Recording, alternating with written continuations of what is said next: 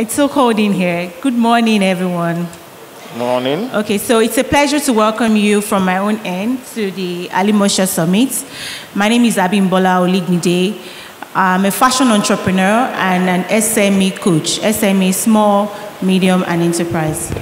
And it's a privilege to be here to moderate this business and management session. And I have a retinue of business experts, people who have worked through various sectors of the economy, and they are leaders in their own rights.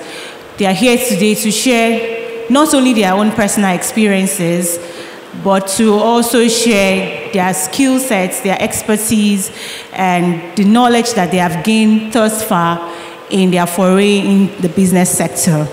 And I hope you listen rapidly to the discussions that we'll be having today.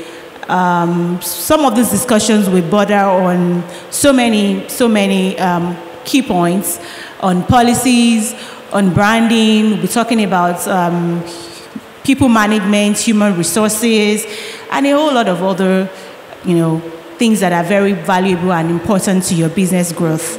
And of course, as discussions are going on, I expect you to take notes so that when you have questions, you can ask them after the session. Before we start, I would like to introduce these beautiful people that you're seeing to you. To my right, I have Olawumi Adeleke.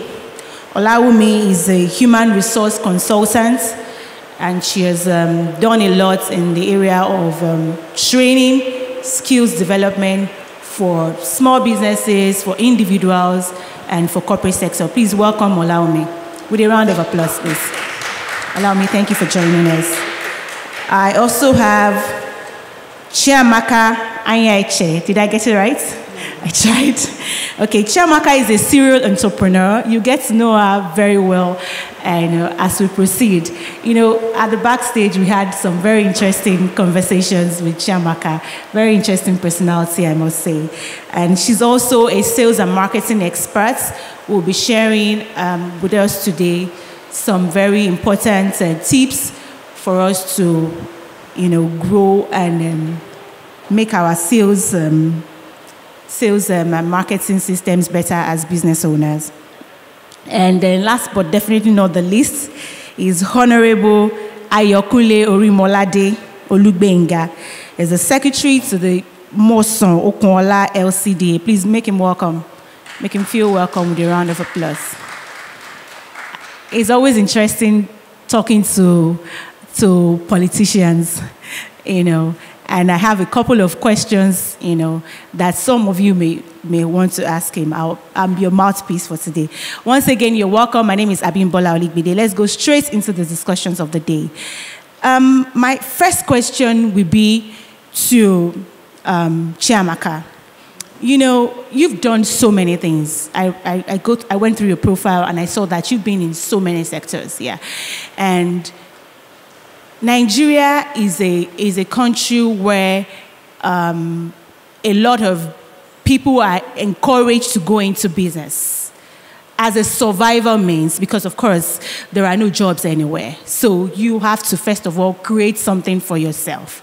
And from my experience as an SME consultant, and for young people who want to do business, the question on the lips of many are, I want to go into business. What is the starting point for me? What do I need to even do to start? So what would be your answer to such question? How do I even start? Where do I even start from? Good morning, everyone. I hope you can hear me well. First of all, you look at your vision. What do you want to do? Okay. And then, why do you want to go into business in the first place? Okay. Because I see a lot of people would say, I want to go into business, but why do you want to go into business? Do you want to go into business just to make money?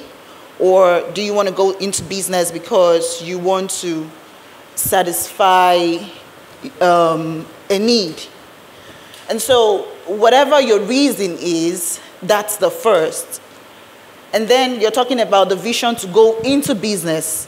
where do I want to see that business get into? For instance, I deal in paint manufacturing. And then before I went into paint manufacturing, I decided, okay, I've been buying paints, but I want a product that people can use, but they don't have to break the bank to get the product. You get originality at the same time, you can pay for it. And so I also thought about, okay, quality, that's what I want to do. And then I thought about who I want to be able to sell to. You know, do I want to sell to everyone? Do I have a particular set of people I want to buy the product? So you have to first of all know what you want to do, what type of business you want to get into, and then your reason for getting into that business. And then who you want to sell, what need are you trying to I don't know the right word to use. To meet. What need are you trying to meet? Because you can go into any business, yes, but do you have a market for that business? And if you don't have a market for that business, it's going to fail. So you have to know if you have a market, that's one. And then secondly, how far are you willing to push? Okay, thank you so very much. The 3 key points I got from your answer to the question. Number 1, your reason for going into business. And secondly, what type of business do you want to go to? And thirdly, your market segmentation. Because if there's no market, there's no business. You have to be able to sell to a certain group of people for your business to survive. So I want to take it like a follow-up question to you, Olawumi. You are in the consulting, sector. You are in consulting business, and I also know that before you went into consulting business, you had done a lot of HR thing here and there. So I wanted to ask you, at what point, how do you streamline in between what you're passionate about, your personal experiences, and the need in the markets? Let me try to break it down to you. A lot of people, when they want to go into business, they find themselves doing the things that they're already used to doing. They have experience in. So it's easy for someone who has been in the media sector like me to wake up one morning and say, I want to start a media business, a media consulting business. Or someone who has worked in telecoms business to say, oh, I want to start a telecom franchise because of their experiences. Whereas there may be no need in the markets for that kind of business. Do you understand what I'm trying to say? So how do you now draw the line in between doing the things that your comfort zone, doing the things that you're already used to doing, and meeting a need in the society? All right. Good morning, everyone, again, and thank you for the question. Okay, let me take it from this angle. I think I'd worked with the telecoms for some years before I ventured into business. All right, and I chose the paths of training because I'm such, that's my passion, and that's what I always want to impart knowledge, and I love presenting, to people, and that was what spurred me. That was one of a skill that led me into that area. And my field happens to be the HR, the human resource field. So going into that area, I realized that was my passion. Okay, but let's bring it down to, for instance, this COVID era, where you don't get to train a lot of people. That's because people are not allowed to gather together in one place and all, and you probably do more virtual training and so on. And it affected that sector of my business. So I had to venture more into what is called the consulting aspect, where yes, people may not necessarily have to gather together, but you could have your meetings, virtual meetings and all that, and then you could still be able to achieve your aim, you know, as in for business, and people, your customers' needs can also still be met, you understand. So coming to your question, how do you marry your passion to the needs of people? So yes, your passion is one. Okay, your passion is good for your business, but the need of the people, like Chiamaka mentioned, is actually trying to, explore every other area within my field. So to ensure that people's needs are met. So what is important is the meeting of people's needs, but you just have to enhance, you know, or try to use whatever you have to ensure that that happens. So bottom line, business is all about meeting people's needs, your passion regardless. Okay, so you got that. Business is about meeting people's needs regardless of your passion. And one thing that struck me in that answer was the passion is what you need to even start. The passion is what you need to even sustain the business. A couple of times, many of us who have run businesses at one time or the other, we wake up in the morning and we just feel like, how did I even get here? What am I even doing? I'm even tired. You know, bills are there. You have to pay bills. You know, sales are not coming in. What is that thing that would drive you in the morning and say, continue doing what you're doing without giving up is the passion. And that's why the passion is very, very important. Thank you very much, Olaomi, for the insights. Let's go straight to Honorable Ayokunle Orimolade. I said I was going to be asking you policy-related questions. But before we go into government's role in creating enabling environments for businesses, I would like to ask you a couple of questions. I know you've done some form of marketing in the past before you went into governance. And one major issue that a lot of small business owners have to grapple with is budgeting for marketing. Let me break it down. There's a general saying that you use money to find money. So beyond a great product, beyond a beautiful value proposition for your services that you're rendering, you have to be able to make your product attractive for people to say, I believe in your product, I want to buy. Unfortunately, a lot of small businesses, they have limited financial resources. In fact, not just financial, everything is limited. You're trying to do so much with little resources. So what do you think, as someone who has been in the field, you know, you've worked for a lot of corporate organizations and the marketing department and all, how do you think small businesses can, make do with the little resources that they have as budgeting for their marketing in such a way that they can reach out to as many customers as possible and they can make their products, marketable or sellable? Okay. Good morning, all. I am glad to be here to talk on this business summit of Alimosho Business Summit. Well, business generally, it's like my other partners have said, is having that passion, having the drive. Then when you narrow it down to maybe environmental development, first thing that comes to mind is, what is my resources like? Because that's the drive. Then another thing you want to look at is, where do I want to carve my niche? What's my target audience? So those are the things that is going to drive your budget. You can't, you want to make like a pure water business, and you are looking at it like, okay, let me go to somewhere like Ikoyi. Already you are off budget line, because obviously your target market is not there. By the time you invest the little resources, you can't get the required revenue back. Because one, you've gotten it wrong by setting up that business in a wrong location. So the first thing that comes to mind is, what's my target audience? Where do I want to carve my niche? Then you look at it like market segmentation. I need business like that within the confine of maybe little income earners that can't afford that luxury of, okay, I want to buy bottled water that's not even only bottled water.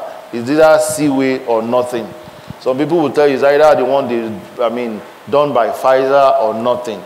But you know, when you have your classified markets and you have your budget and you work within that classified market and your budget, you can be rest assured that whatever your investment you are putting into the business, from day one, you've gotten it right by starting at the right place.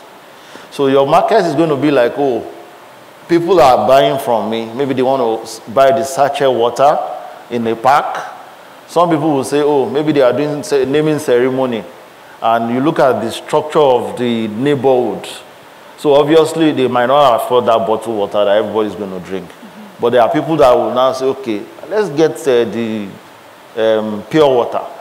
So getting your market right starts from creating a niche for yourself. Where's your exact market audience? And where's the location?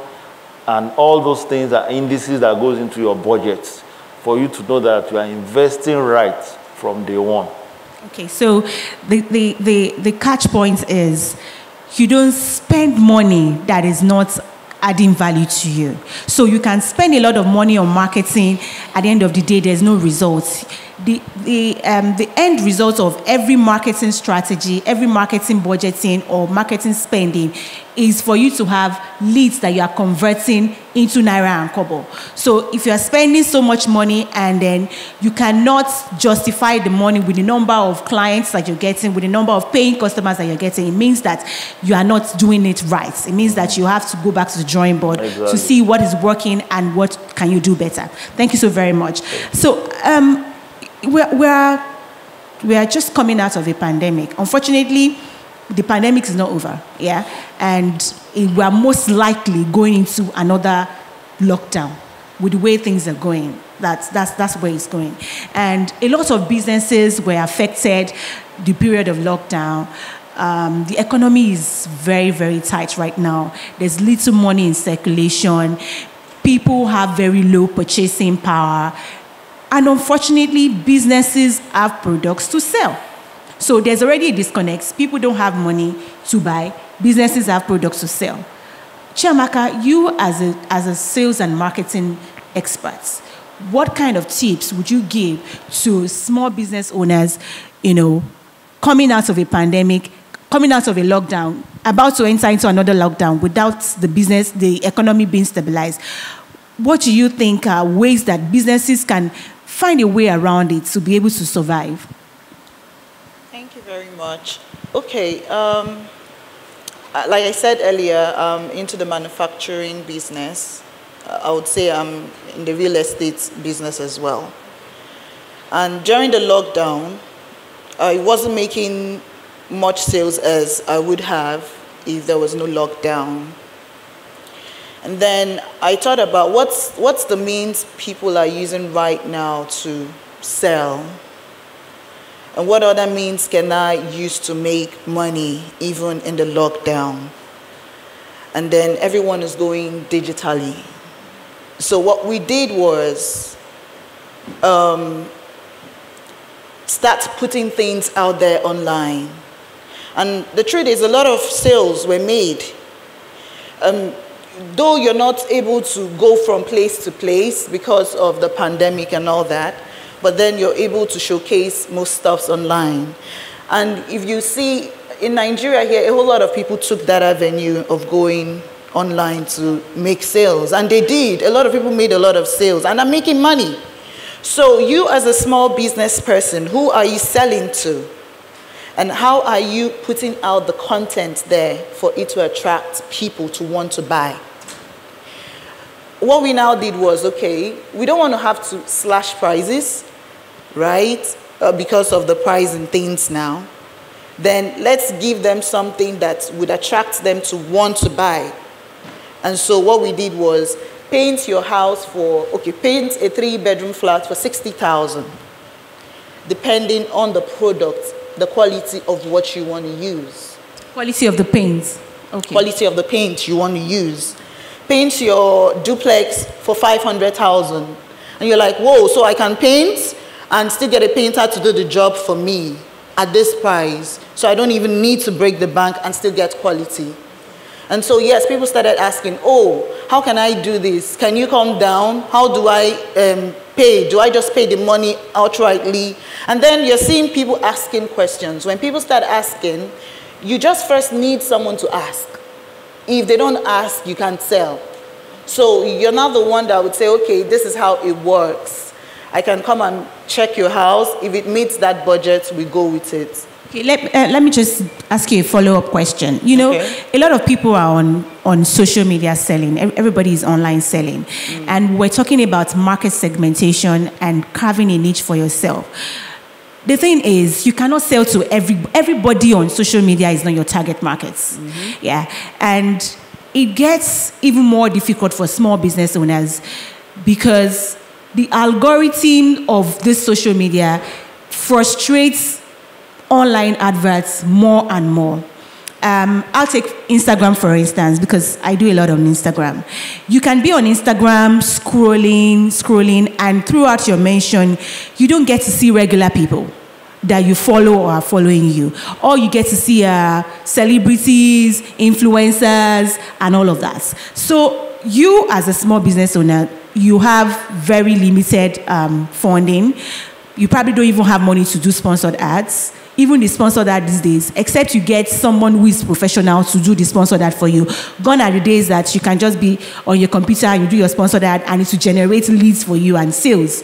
These days, if you do it, you, what they call, there's something they call streamlining your targets. Even if you do the targeting, you just find out that you are spending dollars of money and you are not getting results until you contract it out to the so-called professionals. Yeah. So you have limited budgets, you want to sell online, you want to reach out to people, you know, your little people amongst the many people, and you also want to make your product attractive. It may not be as challenging for you because you make paints and people need paints, but for products that are so many competition, yeah, you want to make them attractive. Nigerians love packaging a lot. You want to do your packaging. You want your page to be very attractive to people.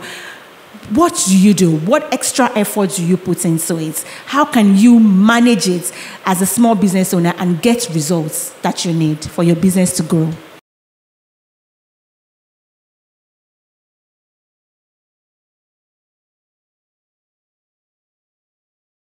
See what it is.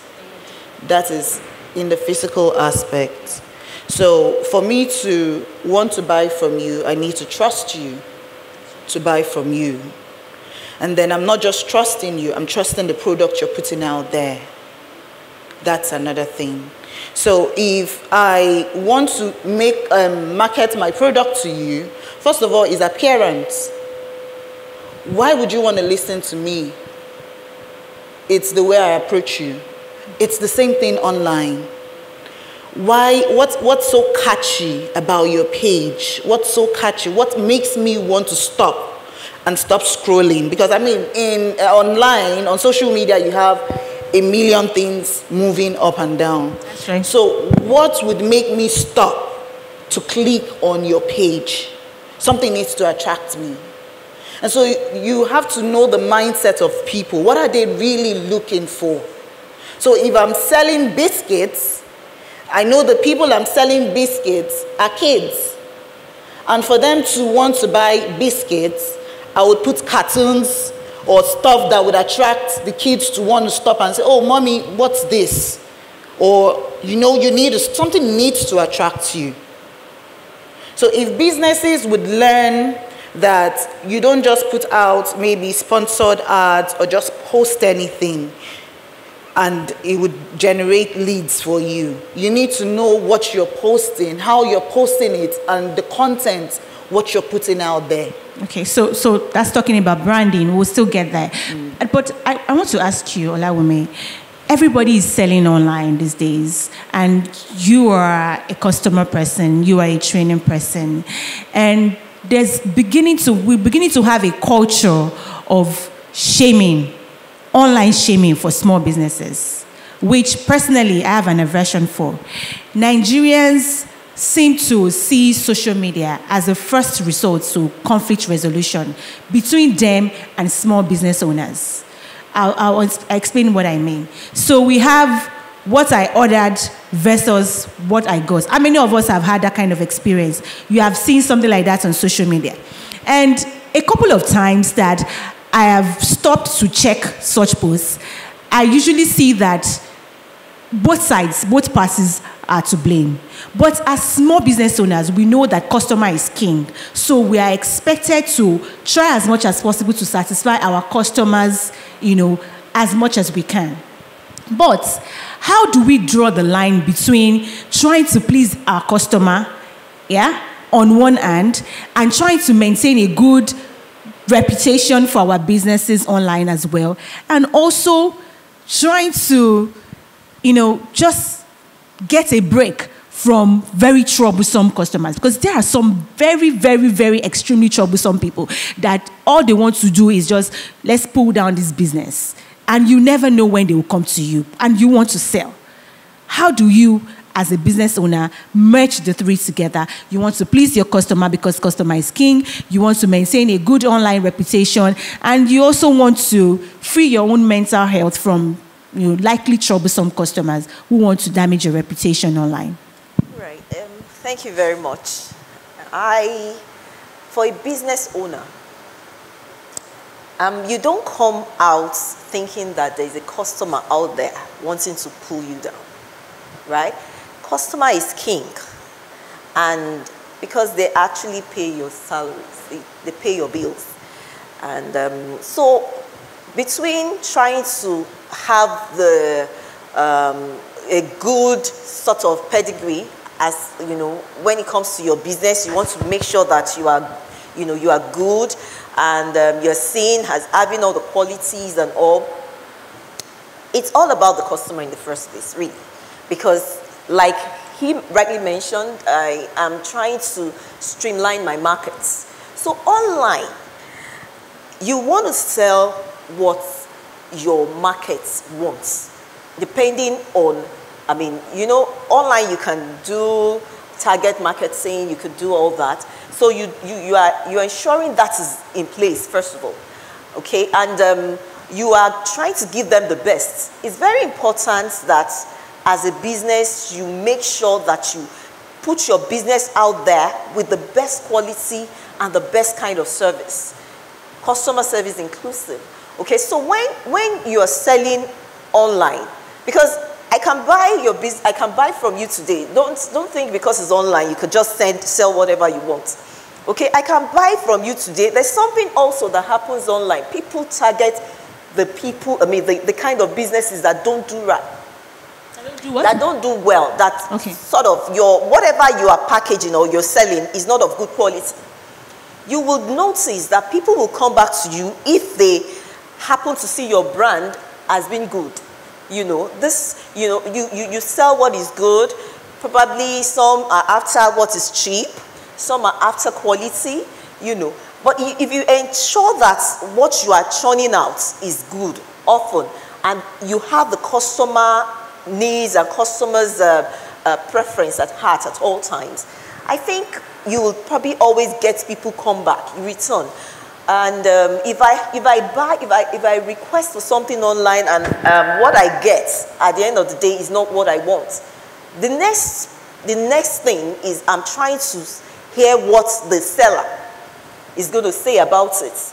You mentioned something that it could be the fault of the seller and that of the customer, of the buyer. So if I'm putting something across and maybe perchance I probably put an image that is sometimes coming online, it's at times difficult to get particular images, and because you want to to get the best of image to present, there are times it may conflict, and your description is also very important.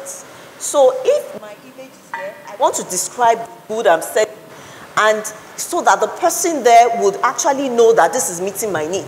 So somehow, if along the line there's still an error somewhere, what is expected at the end of that sale is that once the buyer comes back to the seller and say, okay, there's an error, there's something here. How do I manage that customer? That's where the customer service now comes in. Exactly. And if you're able to do that well, sometimes your customer would even, people are not looking out well, that's I said, sometimes to bring down your business, but everybody is looking out for something they want. Okay, so it depends on how you handle. Okay, so customer satisfaction is very germane. That's number one. Number two, the oldest form of marketing is word of mouth referral. So if you treat a customer right, sure, he's likely to come back again, and he's likely to also refer as many people as possible to you. And at the end of the day, the way you manage conflicts with your customer, the way you manage a disgruntled customer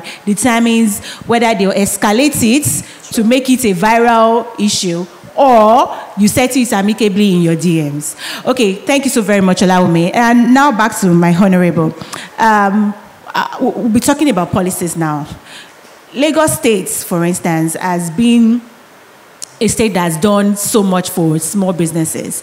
I know in the area of financing, there's the LSCTF that have done so much, trying to give small businesses financing, loans for their businesses.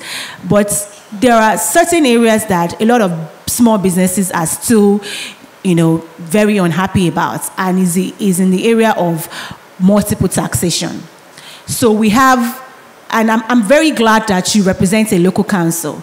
And for small businesses like mine, I know a lot of other small businesses are here. We've had experiences, and so many experiences, with people from the local council.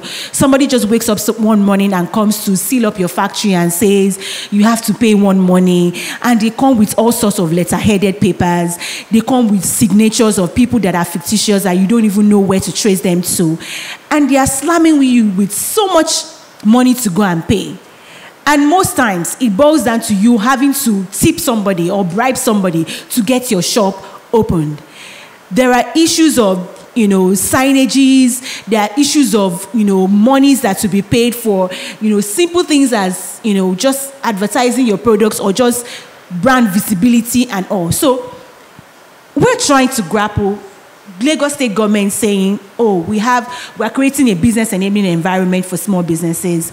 And on the other side of our own individual experiences, we have so many gory tales to tell. From harassment from local council to task force people taking advantage of business owners and, just collecting money from them.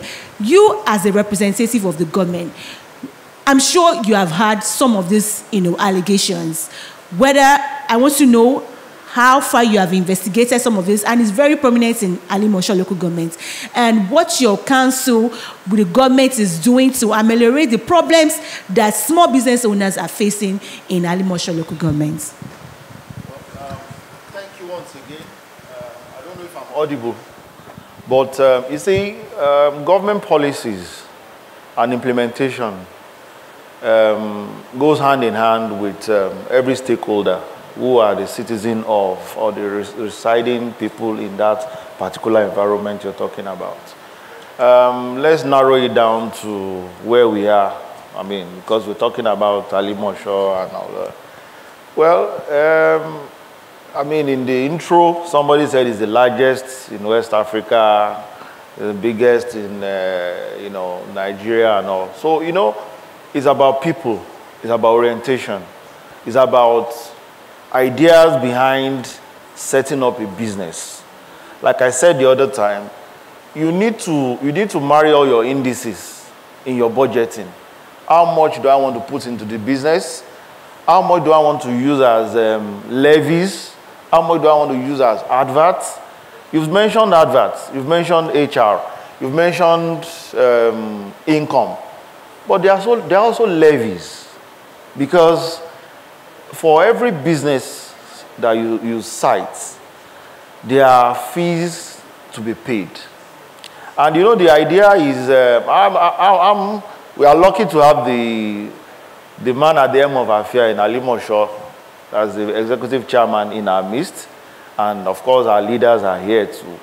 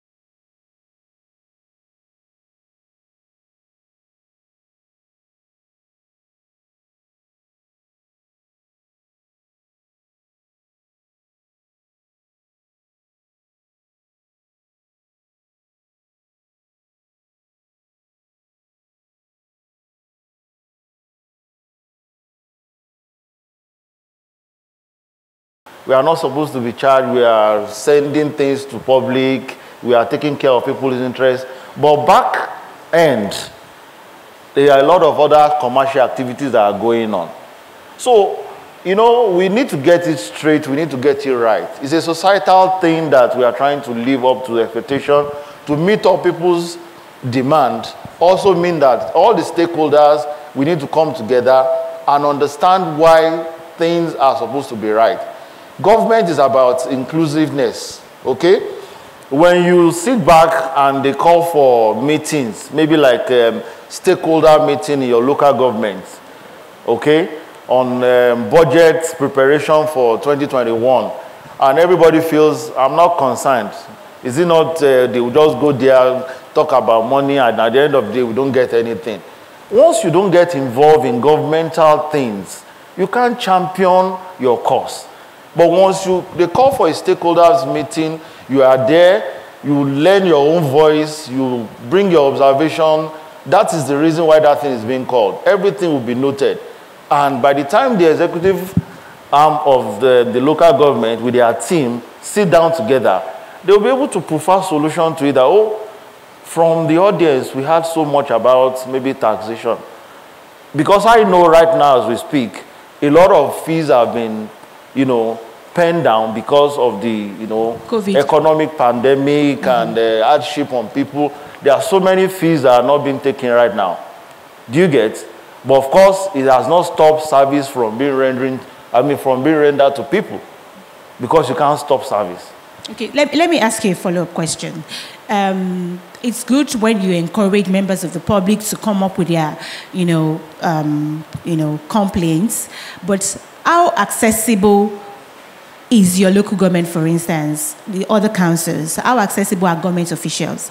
And I'll say this: the bureaucracy that members of the public have to go through to get things done at government secretariats, MDAs, agencies, and parastatals, it's a turn-off, especially for small business owners, because we have a lot to do within a short period of time.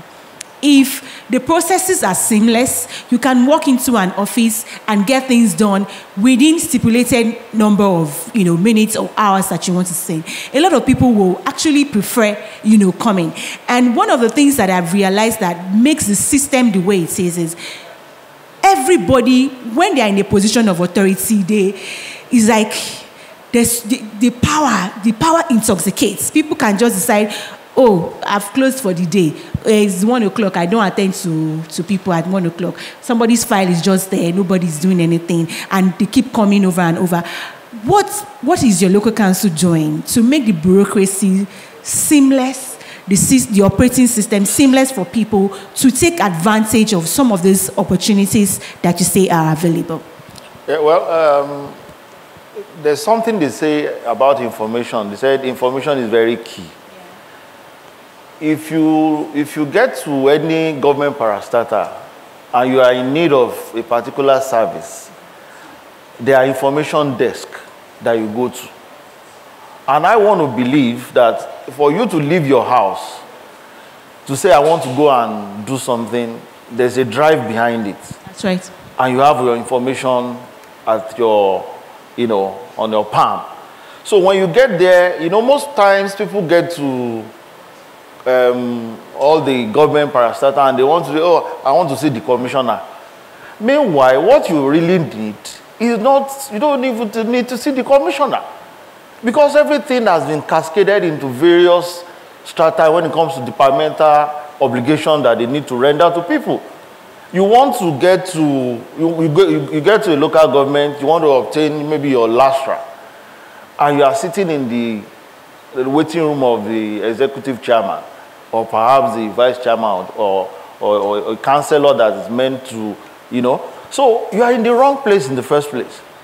So information about where you are going is what I think most times causes all those bottlenecks. And people now look at it like there's bureaucracy. It's an open door policy. There's no local government, I stand to be corrected, that you go to, and probably they will first tell you, are you among the Who do visitors? You want to see? No, there are people you get to their office, they have visitors list for that day. Yes. And once your name is not there, they won't attend to you, no matter how pressing your needs are. That's right. But I don't think there's any local government that does that, or any ministry in the Lagos State sector. So if those ones are not there, I think the first bureaucracy point has been cancelled. Okay. So information is key. Is key. Information is key. So whatever it is that we want to set our hearts to achieve, we need to arm ourselves with ample information, and with that, it will be easy for us. So let me come to the concluding part of the questioning. I want to ask you, Chiamaka, competition. A lot of small businesses, once they hear competition, they're like, it's always something that every entrepreneur dreads. So how do I stay relevant in my chosen industry? How do I compete favorably with existing businesses that are offering similar products? And how do I make my pricing competitive enough so that when people go to the market and they have to make a choice between similar products, they can choose mine? These are the questions that I want to ask you. Okay, first of all, for you to put your business out there, like I said at the beginning, the reason why are you doing that business? Who are your market audience? Why should why should people patronize you in the first place? So if your question is on branding now, if I want to be able to sell my product out there, or get people if I want to get people to buy my product with so many products out there, what am I putting out there that will attract people to even look at my product? It could be your color, it could be your pricing. So what sort of product are you putting out there? That's one. Who are your market audience? Who are you trying to catch? The people you want to buy from you, who are those people? So if you can answer those questions, the needs you're trying to, the people you want to buy from you, then is it the packaging? What's your packaging like? I mean, you go to the market, you see so many brands of Omo there, detergents and all that. So what would attract me to want to pick yours? There are two things I'll look at. Oh, this looks nice. I'm not looking at the content yet, and then I'm checking what's the price. So we should always have in mind that not everybody is your market audience. Not everybody would patronize you. That's first. Then secondly, if you want to push your product through pricing, your competitors, what are their prices like? These are market surveys you would do first before you push your product out there.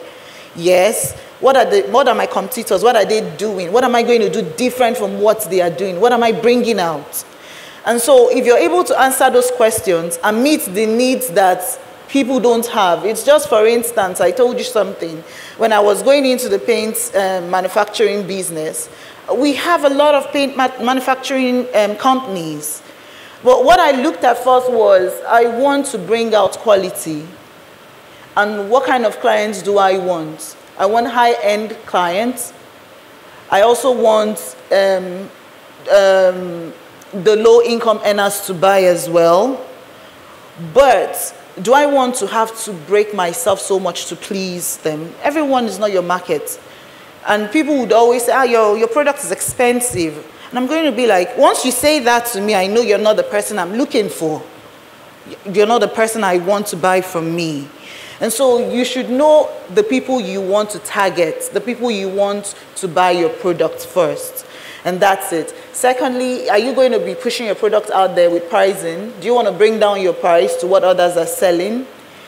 And why would people want to buy your product again after they've used the once? Because there are products you buy and you never want to use them again. That's your value proposition. Yes. What value are you giving for the money you're getting? What value are you giving for the money? Yes, you're putting out there. So if I'm going to buy your product because it's cheap and it's not okay, I wouldn't go back to buying it because it's cheap. When you have money, you will not go to the products that are cheap. Really? I mean, no, that's not it. Okay, for instance, I have money and you have a very expensive product, but the content is not it. Mm-hmm. Like, you don't have quality. So why would I want to spend so much money on something that is on not something even that quality? would not give me value? So I have different, like I said, I have different products for different people.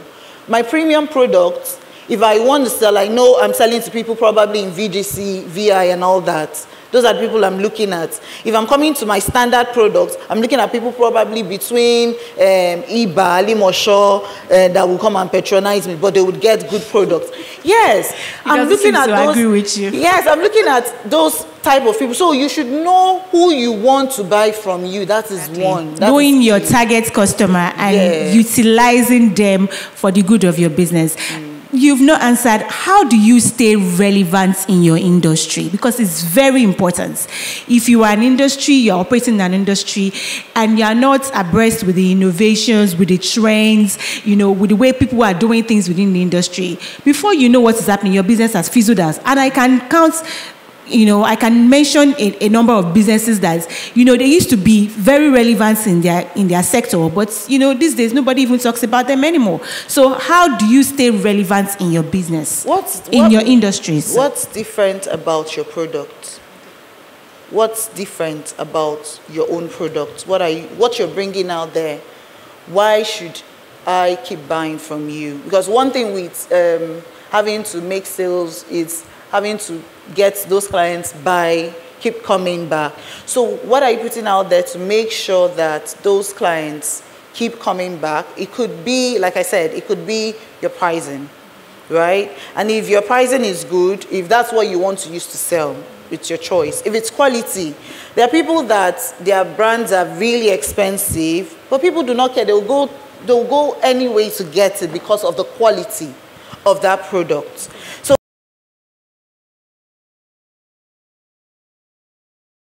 to keep rebranding. Okay. Yes, you have to keep innovating. You have to keep renovating. Okay. You have to keep looking at the market trends. What is in vogue right now? You can't be selling a shoe of 1960s now and you expect the people of this time to go and buy it in the market. So you have to keep renovating. Okay, Chiamaka, thank you so much. And another thing that I noticed that takes people back to a particular brand, you keep going and going, is the way they make you feel.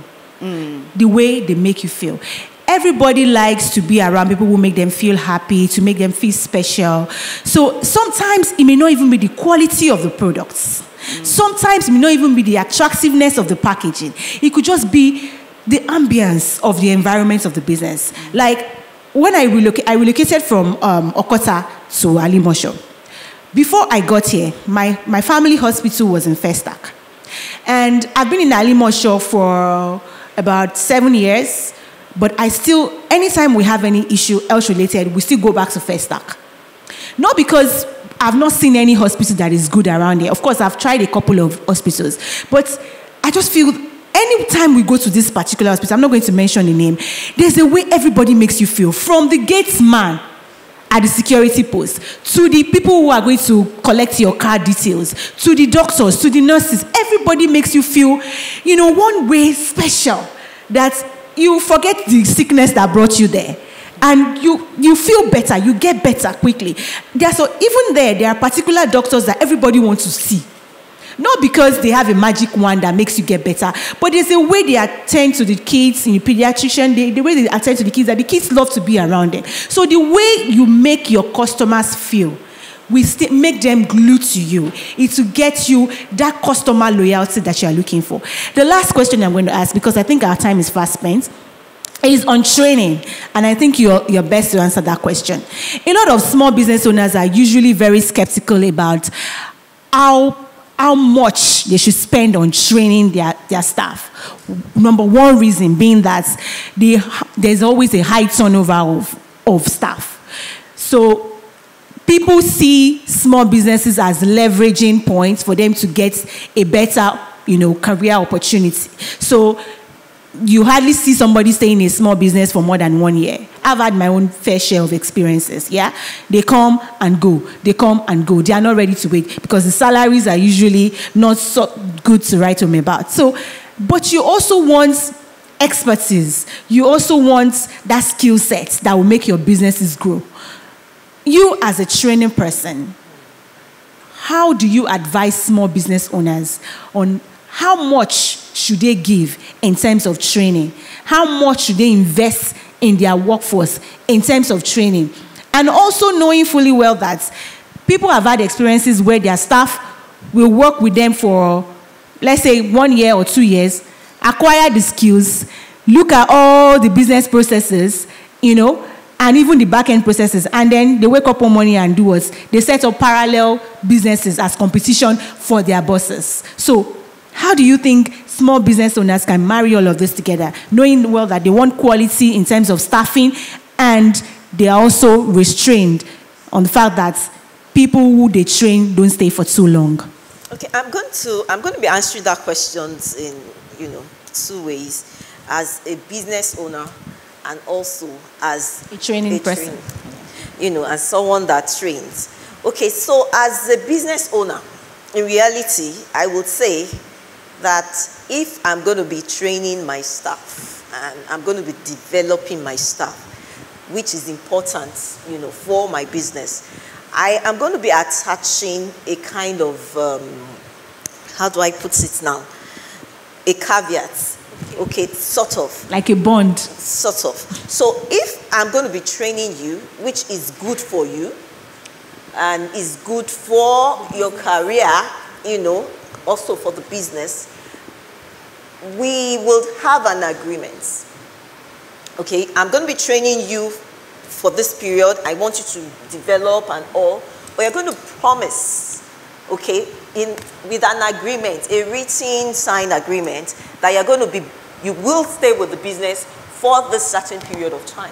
Okay. So that you can recoup whatever it is that you have spent. Okay. Which is very important. So secondly, as a trainer, it is important that you train your staff, because what you give at the end of the day is really what you get.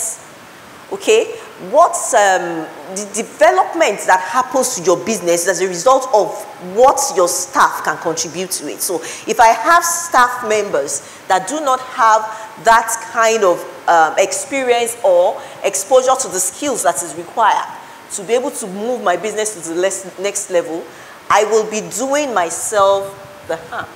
You understand? As well as having to struggle with being the little skill that we have. So making progress is very important to having my staff trained, and that comes with a lot of resources.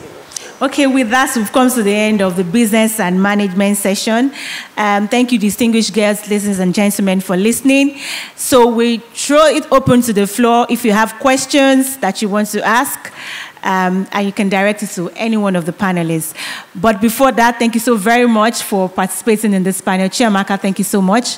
Honorable Malade, thanks for coming. And Olaomi, thank you so much. So question time, please. All right. We'll take, how many questions, MC? How many questions? Two or three is okay. So three questions. Three questions.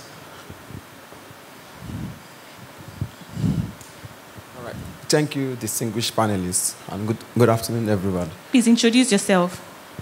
My name is Timothy. Okay. I'm actually in the training industry. Okay. I'm directing my question to... Allow me. Okay, allow me. All right. I have actually found out that this is my personal challenge in the training industry. I've realized that a lot of business people, owners, don't like to train their staff. Because I remember last 2 years, I spent so much time on submitting proposals to a lot of businesses. I work with a private training firm. I've trained a lot of federal government parastatals. Then, when I wanted to set up my own, I had to go to CMD for training and certification, which I launched out. What's your question? So my question is, I've realized this psychological or mental obstacle that our people in the business, running businesses, don't want to train their staff. How do we overcome that mental obstacle? Like letting them know, letting them know the essence of training their people. Okay, thank you. Second question. Good afternoon. I'm Ladam Yakundayo. I run a school from Moshe. Okay. My question is talking about passion. You're talking about passion, how to marry passion and then balance business. I discovered that over there, passion cannot pay the bills. Okay, maybe let me say it that way. Okay, before we started the school, I did like 3.5 years free tutorial for them. Then we started the school. I observed we are 5 now, and I observed that during the time we started the school and the time I started making hard decision to take my stand and okay, this is what I want to do to pay. I observed that we have people who actually want to follow out how we've been doing it before. The question how have you is, been doing it before? Yeah, as in talking about just running on passion and still having. Meaning that you were not charging money. No, we do charge. But what I'm saying is that, a school business, they come, they beg and all this. My main question is, how do you maintain your sanity? How do you maintain your drive to still give and still have the business sense whereby you can still be able to pay your bills? I don't know, maybe you get the question. So now you have a structure for your business, if I get you right, for your school. Yeah. So, but people want to relate with your school or whatever service you're rendering in your school based on the previous way where you used to do pro bono. Yes. Okay, so now you want to stamp your feet on the ground and say they have to pay for your services, right? Yes. Do you have students in the school? Yes, we do. But now it's difficult now because you have less people coming in, like before, unlike before. Okay, so, because of the COVID. Not only COVID, because of, if you don't pay your full payment, you are not coming in and things like that. Okay, school fees. I get your question now. Okay, so how do you make parents pay the school fees as at when due? As at when due, and with your own passion too. You say you are an educationist, you want to do this. How do you maintain business sense? Okay, and also balance it and still add value? I get it. Okay, thank you. The third question. Let's have a lady this time around, please. Let's have a lady. We already have 2 men. Okay, in the absence of any lady, you can have it. Good afternoon, everyone. I'm Ashade Olayiwola. You're what? Ashade Olayiwola. Okay. Yeah, my question goes thus. Looking at what COVID has at least opened everyone to now, we know that this is a new normal for every businesses to try. Now, my question is, what should organizations be doing right now concerning their employees? And at the same time, how can they leverage on what COVID has caused to either reduce costs and increase their bottom line, which is the profit? What are those things that they would be hot to be doing right now? Thank you. Okay. So let's start with the training question, and I think Honorable should answer the question on passion, marrying your passion with profits, and Chiamaka should answer the question on what businesses should be doing to make the effects of COVID, lesser or unbearable for their employees. Yeah. All right, thank you, and thank you for the question, and I really understand you in aspect. I would like to say that everybody is not your market, right? Talking from the business perspective now. Okay, I would want everybody to train their staff because that is what is best for them. But not everybody, no matter what you do, will train their staff, right? Even if you go every day and you submit your proposal and all, they wouldn't, because of that, decide to train their staff. Do you understand what I'm trying to say? Okay, but in reality, there are people that want to train their staff, and those are your markets. Do you understand what I'm saying? So you will sometimes have to leave your comfort zone and look for people that would want to train their staff. I'm just trying to give an example here. Okay, then it also, what I will also say is your package. What kind of training are you offering? Affordable at these packages. No. What kind of training? Are you doing a technical kind of training, or are you just doing a soft skill kind of training? Do you understand me, sir? Okay. So if your training is in the technical aspect, people that needs the training will definitely ask for it, because they need to train their staff to be what they need to be able to do what they need to do in their business. You get what I'm saying? So when you are in the soft skills area, soft skills is general. And that's where so many times you realize that a lot of people just don't want to go through that. You get? But there are still people that would need to go, that want to train their staff. And then it comes to, what are you offering? What kind of package are you offering? And that's what takes me to branding. I hope you're with me, sir. Branding. Because yes, everybody does training, but what is it that people will want? Why would they come to you to train their staff? Do you get what I'm saying? So you need to now get to that point where you will give what is important or what people really want to be able to come to you to train their staff. Okay, are you clear? So you have to meet the needs of your target customer. If you are selling a product that is not meeting the direct needs of the people you are submitting proposals to, they will always reject you and you end up being frustrated. Thank you. Chiamaka. Passion, okay. Profit. Okay. Honorable. Making businesses... okay, passion and profit. Okay, it's you. Answering your question when it comes to passion, profit, is like you're trying to make a demarcation. But you see, for your narrowing it down to your particular type of business, which is the school, every parent wants quality. Every parent wants consistency. And the question I want to throw is, how much do you, because at times when there's gap in communication, we tend to at times to get it wrong, because you are looking at it that maybe this is what my school stands for. We are not running a charity organization. Everybody wants to imbibe knowledge in their children. So I don't want to see from the angle that somebody wants you to run a free or charitable organization. But at the same time, it depends on the kind of consistency they see in you. In terms of the quality they get from their words. And those are the things that will propel them to say, look, do we want to stay, irrespective of what the field looks like? The issue of passion comes from your staffing, because that's where the drive comes. I tell people, even some kids are the ones that drive the parents to what kind of school they want to go to, because of the passion in the teachers.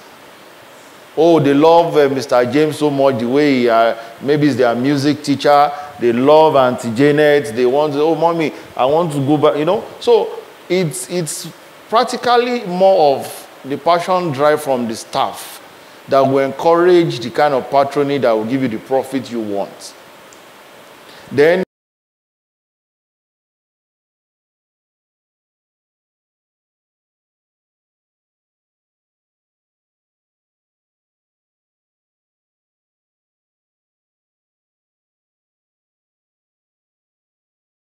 you need to create, maybe during that holiday time, have a parent forum where you now want to get feedback. You must, the way it happens is periodically you must learn to hear from those your back-end service, that are they satisfied? Are they getting what they desire? So from there, when you go back to your own drawing board with your staff, you'll be able to make out a robust recipe that will take you to the next level from where you started from. Okay. So it's a continual process. You can't get discouraged, and you can't stop adding more value. So at every point in time, you must be looking out for new values to add to retain the target audience. Okay, thank you so much, Honorable Orimolade. Let's have the final question.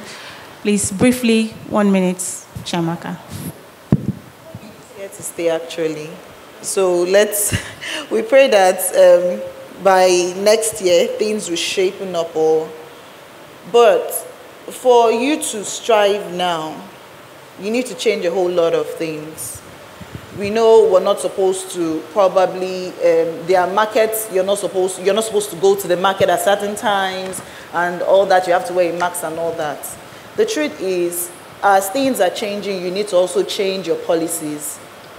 There are ways that you want to, let me use an example.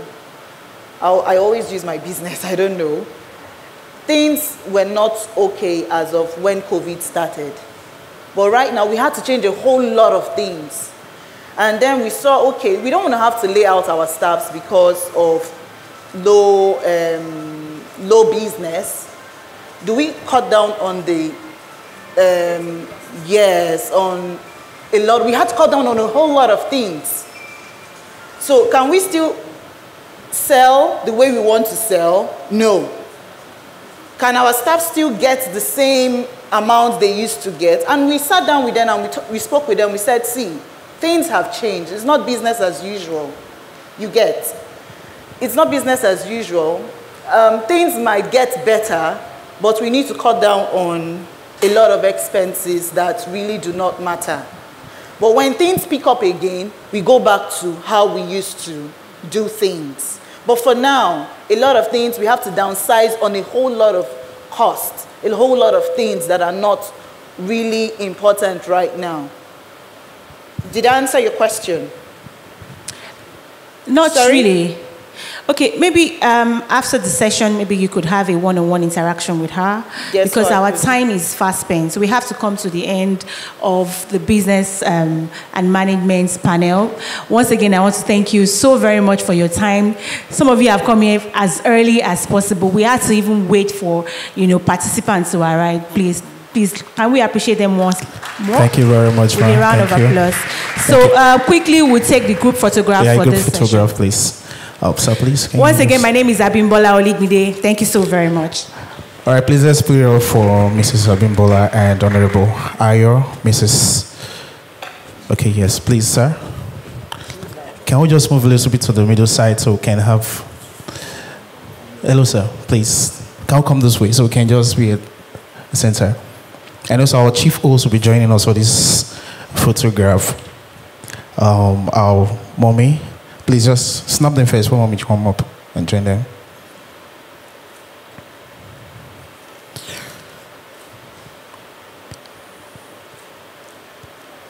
All right, please. Okay.